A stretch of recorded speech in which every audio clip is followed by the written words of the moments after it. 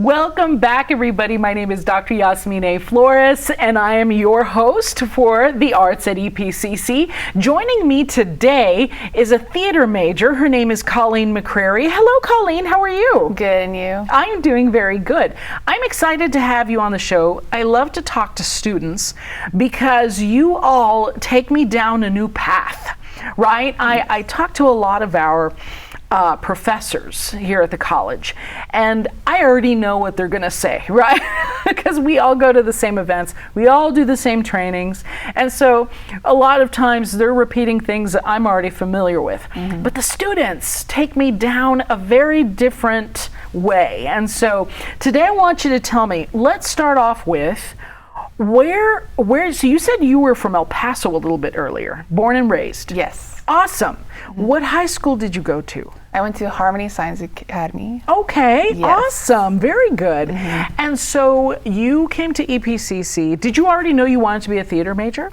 No, my high school didn't even have a theater program. Oh, wow. I was just a basketball player the whole time. How about that? Okay, Yeah. awesome. So were you looking at sports? Were you looking in that direction? I was looking at sports, MBA and BA, and then I was introduced to film in my high school, so I started focusing on that. Okay. Majored in that, got my associates in it, met Ted, and then Ted converted me to Oh, how about that? Yes. That's really awesome. Ted is an absolute joy. I've had him on the show literally the most of all the other professors that I've had on here. And so now you've done a couple of productions with Ted. You did Anna Karenina, Correct. which was this past spring. Yes. And then you did also Pause. Beyond Therapy. Oh, it was Beyond Therapy. Okay. Yes. Got it. Awesome. And explain what you do, because you also do a little bit of acting, right, in the actual play, but then you also do a lot of background stuff. Yes. So in Anna Karenina, I was an actress. I was 4 characters. Wow. Yeah. Yes. That was good makeup, because I'm trying to remember. I know one scene for sure. Yeah. It's like there's like these gossipy girls. Oh, Betsy, Princess Betsy. Okay. Yes, that's how I remember you. Yeah. That stuck out in my mind. So who else did you play? Agatha, Okay. the maid with her bucket, and then I was the Countess Vronsky. At the train station, yeah. Wow, that's awesome. So they're doing a good job with the makeup, because I didn't notice that when I watched it. Okay, awesome. And so what is your favorite aspect of the whole theater world? I would say I definitely liked the crew work Okay. a lot more. What part of it? Do you help Dominic make the stage? Yes. Okay, so you help Mr. Pagano, who, by the way, Dominic Pagano works at Trans Mountain, and he works on the stage, Yes. essentially almost exclusively by himself, right? And so you enjoy building the set. Have you learned new things? Did you know anything about set building before that? I didn't know anything about it. Okay. Yes. So you've learned a lot. Yes. And then what else do you help Mr. Pagano with? I help him with stage managing Okay. the crew. Okay. So I usually organize which crew member will be in each task or role. So costume designer, organizer, prop master or mistress, that kind of thing. Stagehands, who's going to help switch out the scenes. That was a big deal this summer with Beyond Therapy. Okay. Yeah. Oh, awesome. And so most of those, are they on wheels? Essentially the backdrops? And so a few of you have to probably like wheel it back and forth around. There's not really a backstage to that Trans Mountain stage, right? I do remember that. We did a production 8 years ago? Almost 8 years ago. Yeah, and it was, but it was for music, and we had risers. And it was like, when we got there, we realized there's no depth to the, like we were, I think, we've performed at the Chamisal before. I don't know if you've ever seen. Yes. Okay. That's a deep stage, Yes. right? And so this one's way more shallow, much more compact, not much backstage. So do you all disguise the backdrops, or how do you? Yes, we use the legs, the curtain legs, to hide our crew on side and the depth of the stage. This upcoming play, Transylvania Clockworks, that's going to involve platforms and a tree in the middle. Okay. And I don't know if he wants a backdrop, but it's definitely going to be more depth in this. Okay. Yeah. Oh wow, that's really cool. That's really awesome. So on this next production, as you just pointed out, what are the dates again? Tell me the dates. It is, opening night is Halloween. Okay. And then we are open weekends all the way up to Sunday. So I think that is the 3rd. Okay. I believe November 3rd. And then we end on November, I believe, 10th.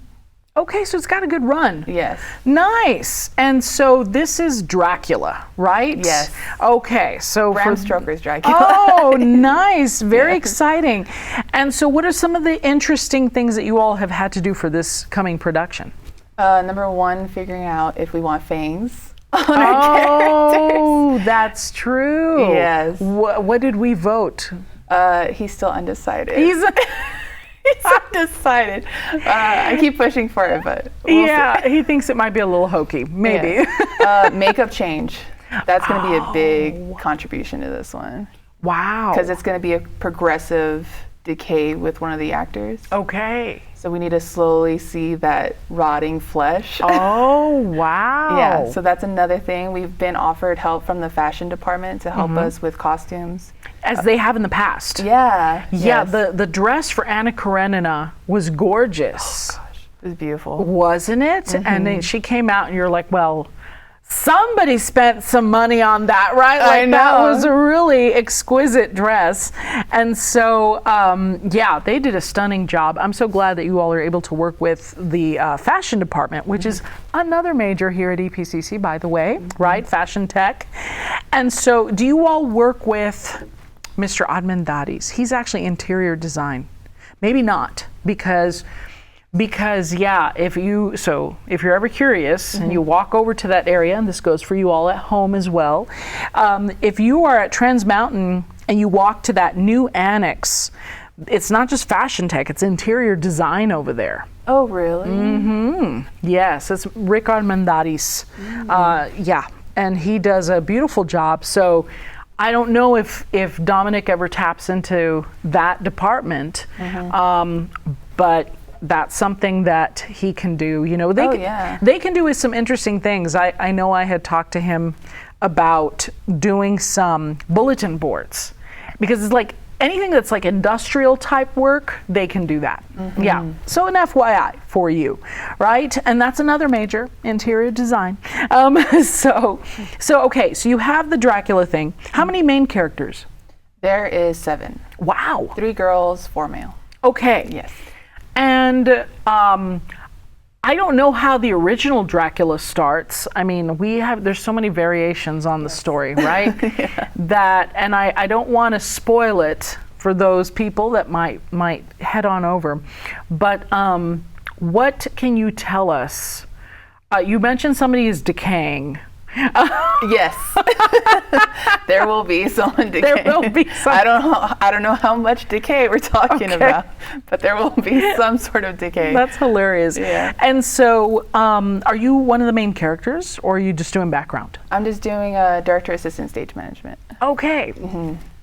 And so, blocking, is that something you do? Yes, we organize and run through for blocking. I think we're on our 4th week of rehearsals. Okay. Yes. So things are starting to come together. Yes. Are there probably not any musical elements, right? No, because it would be called a musical otherwise. Yes. Yeah, so nobody's singing. I don't think so. Okay, good. Unless they really want to. Right. Don't encourage them, right? Yeah, I know. Yeah, because suddenly somebody might break out into song. So this is strictly a play. We have 7 main characters, 3 girls, 4 boys, and there's going to be some decay. Excellent, with a tree in the middle. I love it. That's so cute. And so, what is Ted looking at for later in the semester? I believe in the spring we do have a performance lined up but if you asked me the title, I wouldn't remember. Okay. It's a really long title. Oh, wow. Okay. A really, really long title, and I was totally blown out by what he decided, but he said it's a comedy. Okay. So I'm looking forward to that for sure. Fun. That should be really awesome. So when you get done here at EPCC, what are you looking to do? I'm hoping to transfer or just hopefully find job within the field of theater and or apply my skills learned from theater into film. Okay. Because I'm still doing film work with small productions within El Paso. So the fact that Ted has taught me theater etiquette or just how to manage a crew is going to be very beneficial. Of course. Right. Yeah. I mean, even the actors, that's something a lot of people don't think about with small productions. The actors can do a lot of work too, right? Harrison Ford is originally like background stage crew, right? Yes. That's how he got his start. I remember seeing an interview with him. And then somebody saw him and they were like, hey, that guy's not too bad looking, right? Like he could do more than just create the backdrop. Yeah, exactly. Okay, so you are looking at possibly transferring, continuing to work. What's the end goal? Have you thought about that? I have thought about it in the sense of, I think it doesn't matter where I end up or in which way I end up, as long as I'm able to leave a good impact in the theater community of El Paso and the film community in El Paso. Film production is growing so much in El Paso. It is, yeah. And I would hope theater also reaches that standard or raise up at the same point. So I'm just hoping to help any production, any theater production, film production based off what I learned in that aspect. That's awesome. So when movies come to El Paso, and they do often enough, do they hire local stage crew and local? Yes. Okay, so they don't bring their own company. No, we recently had a production with Leonardo DiCaprio. Oh, wow. Yeah, he came and they were filming downtown. Okay. And I found out a lot of theater people and film people were called to work on crew set. Wow. Yeah. That's super awesome. That's super nice. Yeah, that is really. And El Paso is such a beautiful town, right? If you take out some of the frustrations in El Paso. I love your facial expression. Yeah, I'm just like, and you look at the landscape. Gorgeous town. The mountains, right? The sunsets.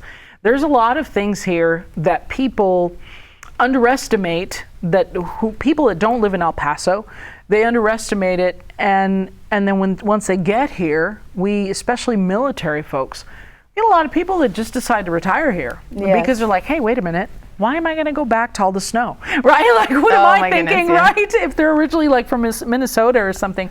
We have a few professors that are from the Dakotas and Minnesota, and it's like, no, they stuck around. They're just going to stay here because the weather's beautiful here. We mentioned earlier that it's almost always sunny here in El Paso, Texas, and it's safe. It's safe generally from tornadoes. We've had a few tornado scares, etc. But yeah, it's a great town. It's a great town to live in. So, do you see yourself leaving El Paso? I'm not sure. My dad is from Louisiana. Okay. So my family's been. Part of that family is like, when are you gonna come back to Louisiana? Right. And it's a small town, Louisiana, so if I did go over there at one point, I would hope to carry what I have here over there. Okay. Yes. Okay. But so far, I'm gonna be here. Okay, awesome. Yeah. And I think in the next 10, 15 years, that industry is going to start to really take off even more here in El Paso. So I hope for your benefit that it does, that it definitely does. So we're talking about end goals. So do you have a path? Do you have your path figured out, how you're going to get there? I think it's just mainly networking. Right. Huge, massive networking. Smart girl. Yes. Yes, that's right. And Ted and Dom, they said you were a very smart young lady. And that is a very smart answer. Because, and this is so important to folks at home too, if you are in theater, in your theater department at high school, right, in XYZ high school, right, and you, for those especially that want to stick around, the arts in the West, except for California, obviously, right?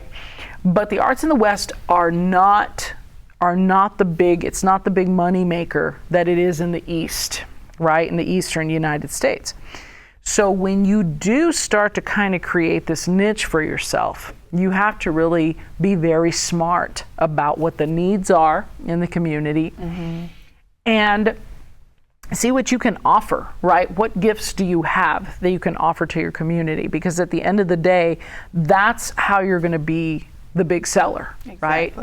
And so there is a way, but you're going to have to work hard, but there is a way Yes. to be successful. And so that's any of the arts. That's music, that's theater, art, dance especially. I think dance is kind of the most neglected area of the arts here in this part of the country. Oh, yes. In the Southwest. And so I find that so fascinating. And so have you ever entertained going to Hollywood, or is that just Just out of the world? Yeah. I did visit Oregon, and I met with a film student that was over there, and she advised me that moving to LA would be your best option to work in have a consistency of working in crew and any sort of arts. And recently I met someone that did live there, and they said they had to come back. They said they feel like they're benefiting more here than they did over there. And it's much more, I mean, we're a community. We're much more attached to each other. Everyone knows everyone. Everyone cares about everyone and tries to help each other out more than over there where you're basically on your own. Right. So that aspect kind of scared me away when I heard it. And I thought, I mean, maybe Austin, because I have heard that there is productions that are growing over there. Okay. So anything to help Texas overall. Yeah, I think, and you're right. I mean, here, the thing that I feel like we collectively as a city, and you said something so that just like clicked with me, is that we are very overprotective of our kids, of our grandkids, of the family, and we want to stay together, which is good and bad, right? Yes. Because what happens is it's like, I think we have a tendency to, while we do, it's like over-loving an animal, right? Or a bird, or it's something that you just want to protect so much. And this happens all the time when people find wild animals and they keep them as indoor pets. It's like at the end of the day, once they become an adult, you should let them go. You know, let the wolf go. It doesn't belong in the house. And so this happens, is that we become so overprotective of our kids, we don't allow them to blossom into and reach their full capability. That's really what it is. So my little advice to you, right, which again, clarinet player, right? But it's that you really need to start to think about and be very honest with yourself about your full capabilities and see how far they'll take you. Because El Paso is a wonderful place, but it's also kind of secluded. We're landlocked here, right? Like the next town is Albuquerque in one direction, Midland in the other direction, and I think Tempe in, going west. And so because of that, there's just not a lot of, I don't feel like, compared to LA, compared to any large city, even of the same size as El Paso, it's just not on the same level as LA, New York, Chicago. So while you're young, it's time to take advantage now, because soon you will be my age, And travel is harder. And even personally, when I have to go to conferences or stuff like that, I'm like, oh, let me pack. And what do you pack? And, et cetera, et cetera. So take advantage. When I was young, when I was in my 20s, I loved to travel. I wanted to see everything, right? And take advantage of it now. And those of you that are at home too, take advantage of your youth, because this is the time now to go out and learn and see these things. As we get older, we become more comfortable. Yes. And then comfort is dangerous, especially in the arts, because once you start to settle in, then there's not as much growth. Whereas if you're out chasing new opportunities, put your name in the hat, right? Just at least put those applications out there. Because you'd be surprised. And I would talk to more folks and see if they have the same experience that your one friend had, right? I would put your name out there. I'd put it LA, Chicago. I don't know if you like to do like Broadway style, stuff like that, but I would try various places. The first jobs I applied to, the first year, when I was done with my master's, I applied to 50 jobs across the US. But I only had a master's, and they wanted the doctorate, right? And the minute I got the doctorate, I think I applied to 4 jobs and I got an offer. Yeah. It's really, at the end of the day, it was 2 things. It was that I had the doctorate and I was still young. So they were like, oh, who's this, right? Okay. So think about that, and that goes for anybody out there who's thinking about these career paths in the arts. There are the other thing, if you do want to stick around, what are your options? Have you thought about a studio? I have thought of either trying to work for one of the studios I've worked with already, or, as common as it is in El Paso, to create my own studio with some theater friends and film friends and see where that takes us.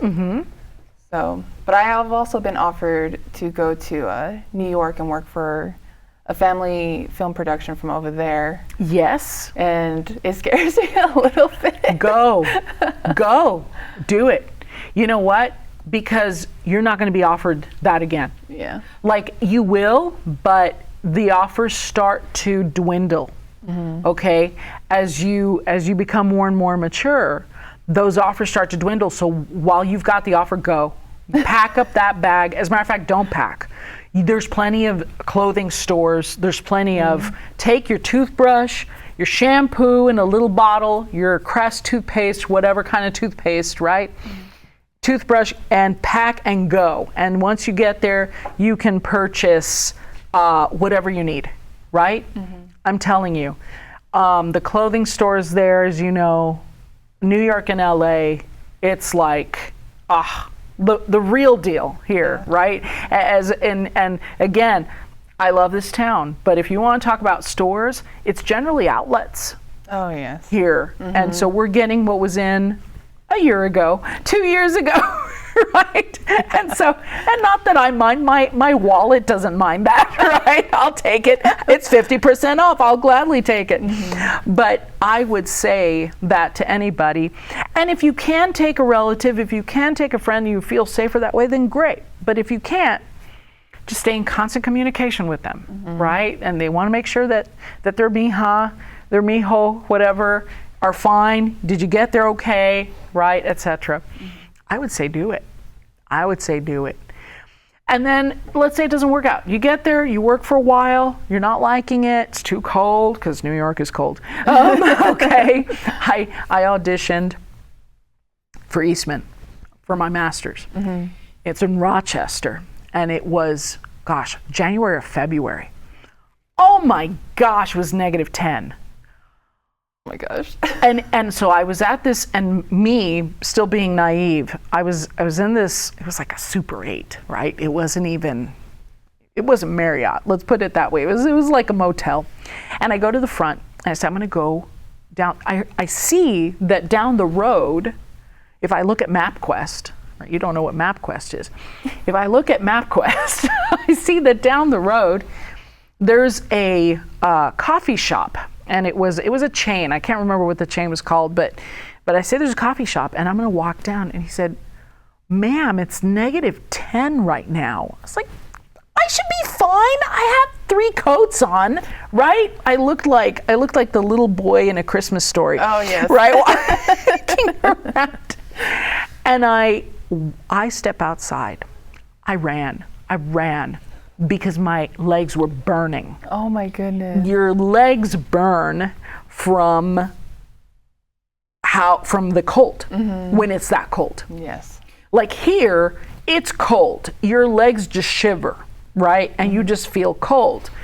It burns in New York, in that part of New York. It was that freezing. Is it dry cold or is it wet cold? It's a wet cold. Oh. All of that area of the country is a wet cold. Yeah. We don't know that here in El Paso. No. And let me tell you, so you have so many snowbirds, right? You've got so many folks that come down to the south. It's either Florida, Texas, or Arizona is usually where they settle in, because here they're not going to have that arthritis, that freezing, right? Oh. So that was my experience. I enjoyed it otherwise. It was such a crazy trip, right? Do it. Jump on it. And for those of you out there that also have those dreams of, right, or if an opportunity lands in your lap, think about it and try it if you have that opportunity. So this is the first half with Miss McCrary from theater, and you're going to join us for the second half. So we're going to have a second episode with Miss McCrary. She's going to tell us all about the details of theater, but if you have to go away, then you will see my email at the bottom of the screen. You can email me at yflore14, and I can give you information on our theater department. You can also email Ted Karber. Ted Karber, they'll put it at the bottom of the screen. I trust our EPCC TV studio to put it at the bottom. I think it's tkarberj@epcc.edu. All right, folks, that is all for now, but we will be back. So thank you so much for joining us. You all take care. Bye-bye for now.